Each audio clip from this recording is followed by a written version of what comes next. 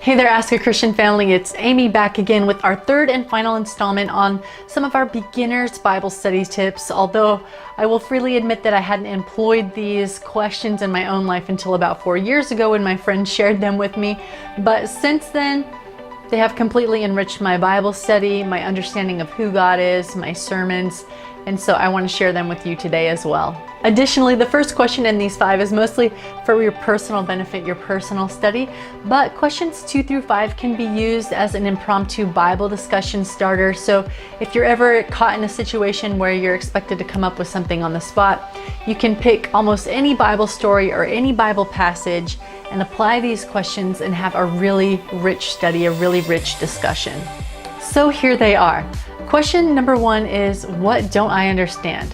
When I first started reading the Bible especially, there were words and phrases and customs and objects and places especially that I didn't understand. I had no idea what the Bible was talking about. So what I would do is just write all of those down and then take a few minutes to Google them or look it up in commentaries. And for the first little while, I was spending maybe up to 30 minutes just on a handful of verses trying to figure out what in the world they were saying. But as I picked up the vocabulary, as I went on, I was spending less and less time trying to get my bearings, and I could spend more time figuring out the deeper meanings of the verses. Question number 2, can you summarize the segment in your own words? That's right, this 3rd grade study hack still comes in handy for us as an adult, because if we can summarize, then we're more effective at cementing those ideas and those story bits into our brain for better recall and the ability to retell it later. Number 3, what can you learn about humanity from this passage? I can't tell you how many times I've read something about a character in the Bible that either appalled or impressed me. And every time I ask that question in the Bible, I come away knowing something about myself, knowing something about others, seeing strengths and weaknesses in humanity, and it is both humbling and encouraging at once. Number 4, what can you learn about God from this passage?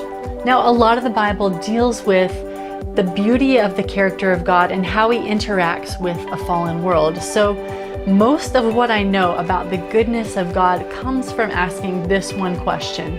And number 5, how can I apply this passage to my own life? One of the things I find most interesting about reading the Bible is how that old story can find new mileage when I turn it inward. I cannot tell you how it's going to influence your life. I cannot tell you what's going to be drawn out of you through the Holy Spirit. All I know is that it is going to happen, so get ready. All right, friends, those are the 5 tips for today. It's been short and sweet, but I hope those of you who are watching, who have been reading for a little while, will share in the comment section below your tips, the questions you ask yourself, and by doing so, uplift and encourage this community. We want to hear from you. We want to share our knowledge. And so that's it for today from me, and I am wishing you joy and peace for your journey. I'll see you back next week when we start a new series about what happens when you die.